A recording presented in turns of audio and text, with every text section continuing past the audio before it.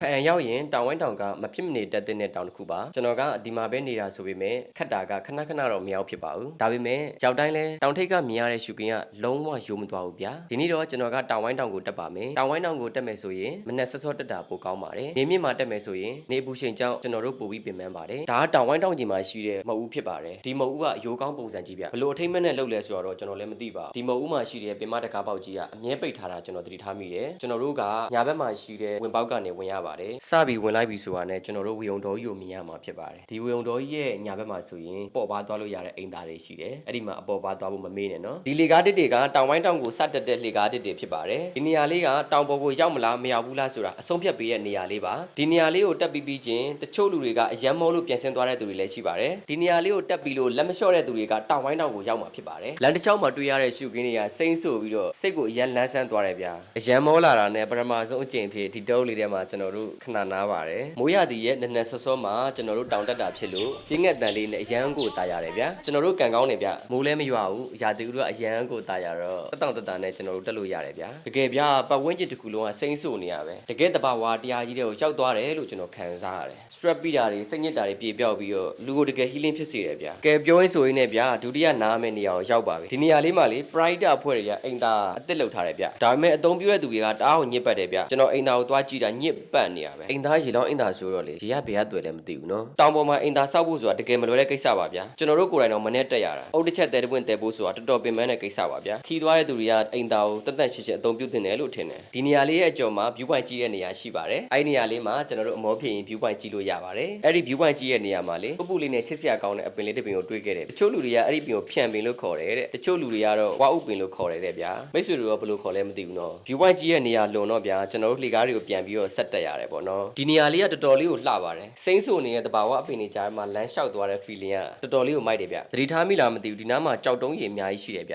မသိရင်ကြောက်တကားချက်ကြီးနေအောင်တော်တော်လူတယ်ဗျာလောကကြီးမှာစေထားကောင်းတဲ့သူတွေလည်းရှိရနော်ခီးသွားရင်မျက်လုံးထိုးပြီးမှဆိုလို့ထင်တယ်ဒီတက်ကိုင်းချုံကြီးကိုရေတံပုတ်ကုန်နဲ့ပတ်ပေးသွားတယ်ဗျကုညီပေးသွားတဲ့သူကိုခီးသွားအလုံးကိုသာကျေးဇူးတင်ပါတယ်လို့ပြောချင်ပါတယ်ဖန်မှာတောင်တက်ရင်လေအဖို့မရှိမှမပူအောင်ခီးသွားဖို့တွေမှာအများကြီးပဲဒီနေရာလေးကတော့တောင်ဝိုင်းတောင်လေကားပေါ်မရောက်ခင်တောင်ကြီးနေရာလေးဖြစ်ပါတယ်ဒီနေရာလေးမှာကျွန်တော်တို့ဖက်နှက်တွေကိုချွတ်ထားခဲ့ရပါတယ်ဒီလေကားကတော့တောင်ဝိုင်းတောင်ရဲ့နာမည်ကျော်လေကားဖြစ်ပါတယ်ဒီလေကားကနေပြီးတော့လှမ်းကြည့်ရတဲ့ရှုခင်းကအရန်ကိုလှတယ်ဗျာပိုးမှာမြင်နေရတဲ့တောင်တွေရဲ့လေကွင်းရဲ့မုတ်ကုတ်ဆက်ဝိုင်းကြီးရဲ့တိတ်နေရဲ့ကိုတစုတစည်းတည်းမြင်ရတာသူ့အမောပြေသွားစေတာပဲပိုးရင်တော့ဆိုရင်တန်လေကားမရှိဘူးတဲ့ဝါဒတာနဲ့တက်ရတာတဲ့အခုကျွန်တော်တို့ခေတ်ကြမှာတဲ့တန်လေကားနဲ့တက်ရတာတဲ့ကျွန်တော်တို့ကန်ကောင်းတာပေါ့ဗျာဒီလေကားကနေမြင်ရတဲ့ရှုခင်းကတော်တော်လေးလှတဲ့လောက်လေဒီလေကားကိုတက်ရတာတော်တော်လေးကိုကြောက်ဖို့ကောင်းတယ်ဗျာတချို့သူတွေဆိုရင်အရန်ကြောက်လို့လေကြီးအောင်ကြီးတယ်ဒီတရားမှာဓာတ်ပုံရိုက်ခဲ့ဖို့လုံးဝမမေ့နဲ့နော်ဒါကတော့တောင်ဝိုင်းတောင်ပေါ်မှာရှိတဲ့ဇီဒီဖြစ်ပါတယ်ဇီဒီရဲ့အလယ်မှာလေအကွဲကြောင်းဖြစ်နေတာကျွန်တော်သတိထားမိတယ်ဗျာကျွန်တော်ကစွန်စားရတာကြိုက်တော့ကြောက်တောင်စွန်းကိုသွားကြည့်ခဲ့တယ်ဗျာအဲ့ဒီကြောက်တောင်တွေကလေတအားကိုခြုံထက်တာဟန်ချက်လွဲသွားရင်တော့မလွယ်ဘူးဗျာကြောက်စရာကြီးကျွန်တော်အခုတွေးနေတော့ပြန်ကြောက်လာပြီကြောက်တောင်စွန်းကိုရောက်သွားတော့လေ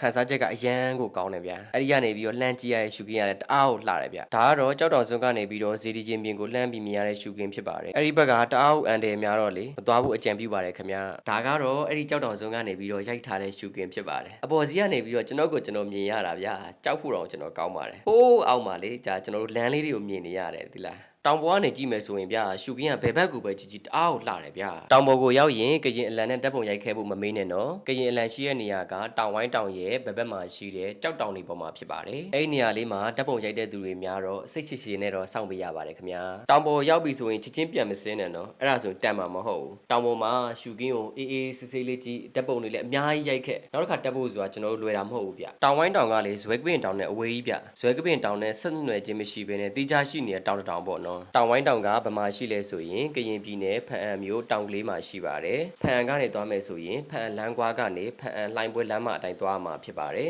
တောင်ကလေးဖုံးကျောင်းကိုတွေ့ရတဲ့ညာဘက်ကိုကိုယ်ဝင်ရမှာဖြစ်ပါတယ်ဖန်အံလမ်းကွာကနေတောင်ဝိုင်းအထိဆိုရင်မိနစ်20ခန့်ကြာမှာဖြစ်ပါတယ်စကားမဆက်သတိပေးစရာတခုရှိပါတယ်တောင်ဝိုင်းတောက်ပေါ်မှာဘာဈေးတယ်မှမရှိပါဘူးခင်ဗျာတည်ရတာလည်းမလေးအောင်ရေတံဘူးလက်လေးတဘူးတော့မဖြစ်မနေဆောင်သွားတင်ပါတယ်ရေတံဘူးပါမလာဘူးဆိုရင်တောင်ကြီးမှာရှိတဲ့စိုင်တွေကနေပြီးတော့ဝင်နိုင်ပါတယ်ကိုကမိုးတွင်းဘက်တောင် တက်တာဆိုရင်အဲ့ဒီဆိုင်တွေမှာပဲမိုးကအပါလေးတွေဝယ်သွားလို့ရပါတယ်တည်ယူသွားတဲ့ရေတံဘူးကုန်းတွေကိုတောင်ပေါ်မှာပြစ်မချပဲတောင်ကျေတိပြန်လဲသက်ဆောင်ပေးပါခင်ဗျာကျွန်တော်တို့ကတောင်ဝိုင်းတောင်ကိုဗီဒီယိုရိုက်ရင်းနဲ့အေးအေးဆေးဆေးလေးတက်တာဆိုတော့လေအသက်ကိုတနာကြီးအစင်းကိုမိနစ်40လောက်ကြာပါတယ်ဒါကတော့တောင်ဝိုင်းတောင်ကိုတက်ခဲ့တဲ့ကျွန်တော်ရဲ့အတွေ့အကြုံကိုမျှဝေပေးတဲ့ဘလော်လေးဖြစ်ပါတယ်ကျွန်တော်နာမည်က Shiny ကျေဖြစ်ပါတယ်ဒီဘလော်လေးကမိတ်ဆွေအတွက်အသုံးဝင်နေဆိုရင် share လုပ်ပေးသွားပါကျွန်တော်ကို follow လုပ်ဖို့လည်းမမေ့ပါနဲ့ခင်ဗျာကျွန်တော်တို့နောက် blog တွေမှာပြန်ဆုံပါမယ်ခင်ဗျာအားလုံးပဲတဘာဝတရားကြီးနဲ့ထိတွေ့နိုင်ကြပါစေ